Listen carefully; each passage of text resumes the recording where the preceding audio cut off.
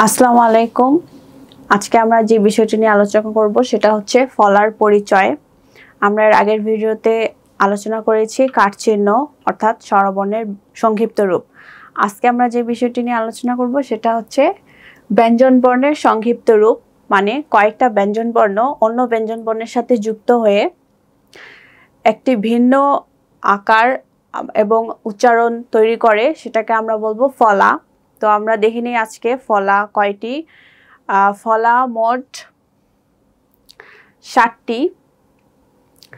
জ ফলা, র ফলা, ল ফলা, ব ফলা, ন ফলা, ম ফলা, আর হচ্ছে র। আমাদের যে বর্ণ আছে র, এটা ফলা হিসেবে রেফ বলা হয়, রেফ ফলা। ঠিক আছে, তাহলে হচ্ছে জ ফলা। জ ফলায় দেখব জ ফলাটা আসলে কিরকম হবে। যখন এটা কোনো ব্যঞ্জনবর্ণের সাথে যুক্ত হবে তখন জ ফলার চেহারাটা এরকম হবে। ঠিক আছে, চলো আমরা একটা উদাহরণ দেখি। যেমন সহ্য, এখানে হয়ের সাথে জ ফলাটা যুক্ত হয়ে এই শব্দটার উচ্চারণ হয়েছে সহ্য। ঠিক আছে, তারপরে আরেকটা উদাহরণ বাহ্যিক, এখানে হয়ের সাথে জ ফলাটা যুক্ত হয়ে এটার উচ্চারণ হয়েছে কি বাহ্যিক। এখানে হয়ের উচ্চারণটা হচ্ছে না, এখানে জ ফলারই উচ্চারণটা হবে, যেমন বাহ্যিক।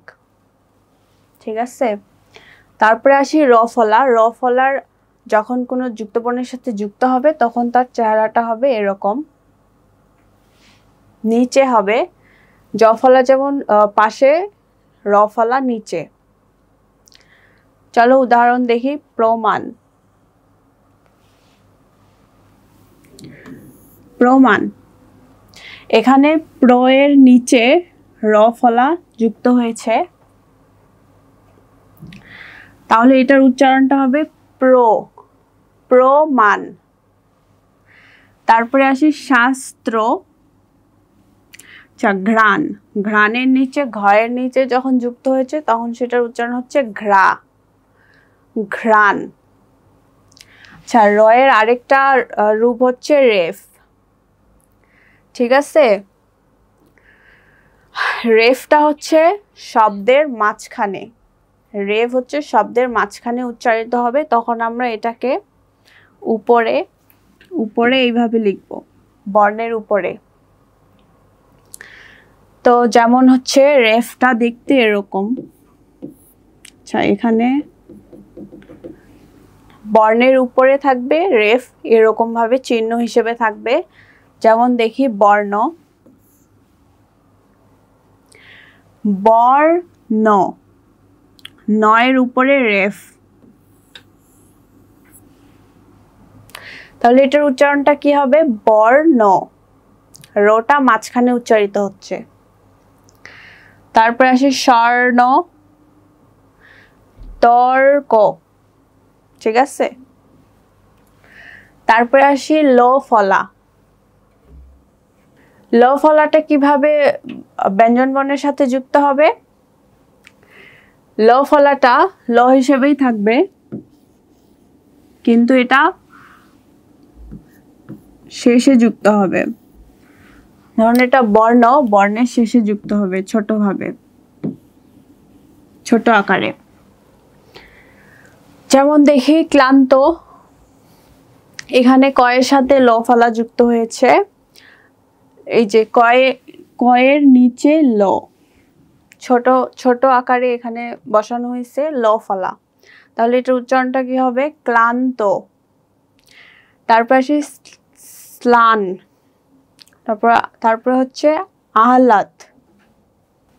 তারপরে আসি ব ফলা। ব ফলাটাও ছোট ব এইভাবে থাকবে, বর্ণের নিচে থাকতে পারে, পাশেও থাকতে পারে। আসো দেখি উদাহরণ হচ্ছে বিশ্ব, এখানে তালবস্যর নিচে ব ফলাটি যুক্ত হয়েছে বিশ্ব। তারপরে আসে দ্বার, দাঁড়ের দয়ের নিচে ব ফলাটি যুক্ত হয়েছে দাঁড়। কিন্তু এখানে একটা বিষয় লক্ষ্য করি যে বিশ্ব এবং দাঁড়, এখানে বিশ্ব, এখানে কিন্তু ব ফলাটা উচ্চারণ হচ্ছে না।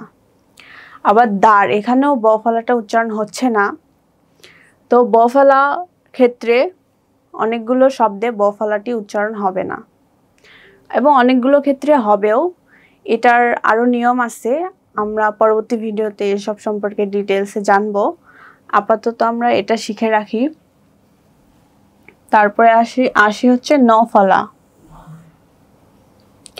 ন ফলাটি ছোট নয়ের মতো যুক্ত থাকবে, যেমন বিভিন্ন, এখানে লাস্ট শেষের দিকে দন্তনর সাথে নিচে ন ফলা যুক্ত হয়েছে, তাহলে উচ্চারণটা হচ্ছে বিভিন্ন।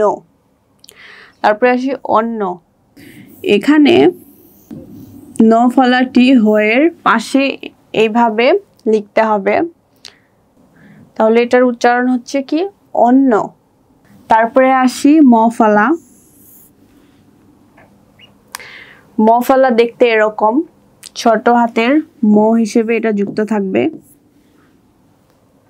যেমন পদ্ম, সম্মান, স্মরণ। এখানে পদ্ম দয়ের নিচে ম যুক্ত হয়েছে, উচ্চারণটা হবে পদ্ম। এখানে সম্মান, ময়ের সাথে ম ফলা, সম্মান দুইবার উচ্চারণ হয়েছে। এখানে স্মরণ, এখানে মটা উচ্চারিত হয়নি। স্বর্ণের ক্ষেত্রে মটা উচ্চারিত হয়নি, কারণ এখানে ম ফলাটি উজ্জ আছে, এখানে জাস্ট উচ্চারণ হয়েছে স্মরণ, ঠিক আছে। এখানে পদ্ম, বিভিন্ন শব্দে বিভিন্নভাবে উচ্চারিত হয়, এটার আরো অনেক ধরনের নিয়ম আছে, সেটা আমরা পরে জানবো। আজকের এই ভিডিওতে আমরা জানবো ফলার পরিচয়টি। তো তারপরে লাস্টে হচ্ছে রেফ। রেফ তো আমি বললামই, রয়ের আরেকটি রূপ হচ্ছে রেফ, শুধু এর উচ্চারণ হবে শব্দের মাঝখানে। তো এই হলো আমাদের ফলা। আর আমরা যারা বাংলা ভাষা শিখতে চাই বা পড়তে চাই ভালোভাবে, তাদের জন্য এই ভিডিওটি অনেক গুরুত্বপূর্ণ। আশা করি সবাই এই ভিডিওটি ভালো করে বুঝতে পেরেছেন এবং অবশ্যই বাসায় প্র্যাকটিস করবেন। প্র্যাকটিস না করলে অনেক ক্ষেত্রে, যে কোনো ভাষাই শেখার ক্ষেত্রে প্র্যাকটিস না করলে সেটা আমরা ভালোভাবে আয়ত্তে আনতে পারি না। তো প্র্যাকটিস করলেই আমরা ভাষাটা আয়ত্তে আনতে পারবো। তো আশা করি সবাই ভালো থাকবেন। আর আপনার কোনো বুঝতে সমস্যা হলে আপনারা অবশ্যই জানাবেন। তো আজকে এই পর্যন্তই। আসসালামু আলাইকুম।